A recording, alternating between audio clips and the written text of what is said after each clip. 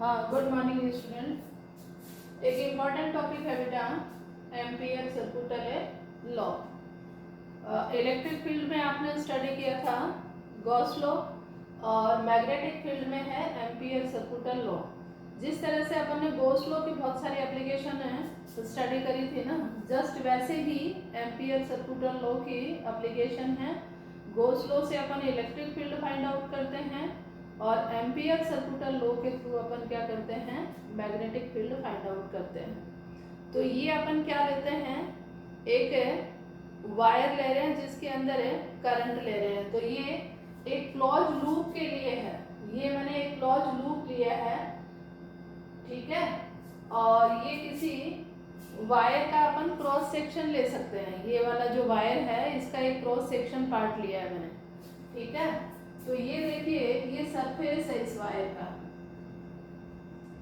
और ये सरफेस अपने पास में क्या है, इस सरफेस के ऊपर है अपन ये करंट दे रहे हैं, और ये करंट आपका I1, I2, I3 से लेके IN तक है, ठीक है। इस वायर में अपन क्या कर रहे हैं, करंट पास कर रहे हैं, और वायर अपना कैसा है, ये ओपन है, ठीक है। तो ये देखो, ये करंट की डायरेक्शन मैंने सेम डायरेक्शन में ली है, लेकिन जरूरी नहीं है कि सेम डायरेक्शन में ले, आप कोई अपोजिट डायरेक्शन में भी ले सकते हैं, ठीक है।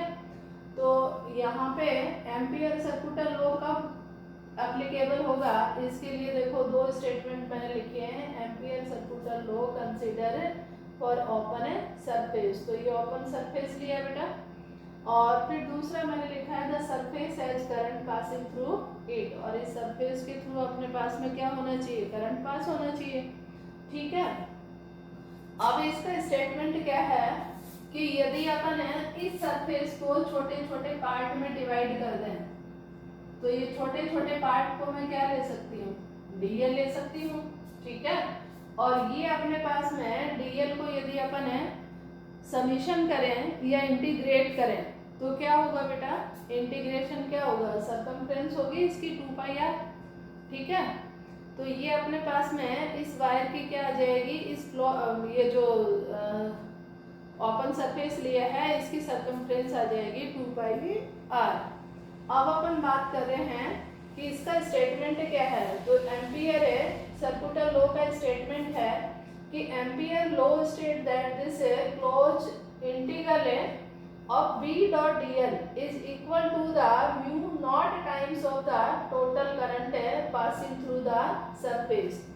सीधा सा मीनिंग है कि इसके अंदर आप जो करंट ले रहे हो उसका अपने पास में म्यू नॉट से अपन क्या कर दें, मल्टीप्लाई कर दें। तो ये पार्ट अपने पास में आ जाता है म्यू नॉट समीशन ऑफ आई, ठीक है। यदि इसके अंदर टोटल करंट को अपन ऐड कर लें, तो टोटल करंट ऐड करेंगे तो करंट देखिए स्केलर क्वांटिटी है, वो डायरेक्शन पे डिपेंड करता है। सेम डायरेक्शन में है तो टोटल ऐड हो जाएंगे, और कोई करंट यदि अपोजिट डायरेक्शन में है तो उसको अलजेब्रिक माइनस कर दीजिए, ठीक है।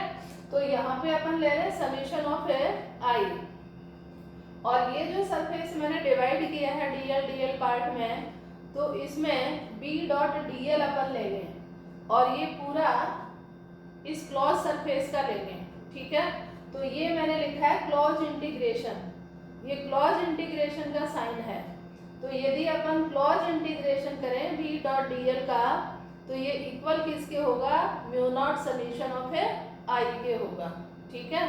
तो यहाँ पे बस ये एक लाइन का स्टेटमेंट है इसका, B dot DL close integration is equal to the mu naught आई।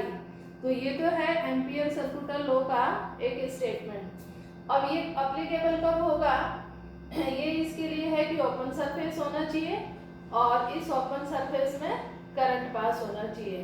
दूसरा देखिए, जो मैग्नेटिक फील्ड यहाँ पे आएगा, वो मैग्नेटिक फील्ड क्या आएगा, जैसे मान लो ये सरफेस लिया मैंने, तो मैग्नेटिक फील्ड इसको टच करता हुआ जाएगा, और टच करता हुआ मैग्नेटिक फील्ड को अपन कहते हैं टेंजेंशियल।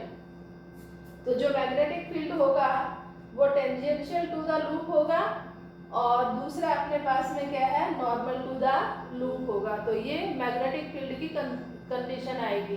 तो ये अपन है इसको यूज करेंगे बहुत जगह पे। तो इसके एप्लीकेशन में डालूंगी अगले वीडियो में, आप ध्यान से देखिएगा। और ये है एम्पियर सर्कुटल लॉ। तो इम्पोर्टेंट टॉपिक है, ये आप तैयार करिएगा। ओके, गुड बाय बेटा।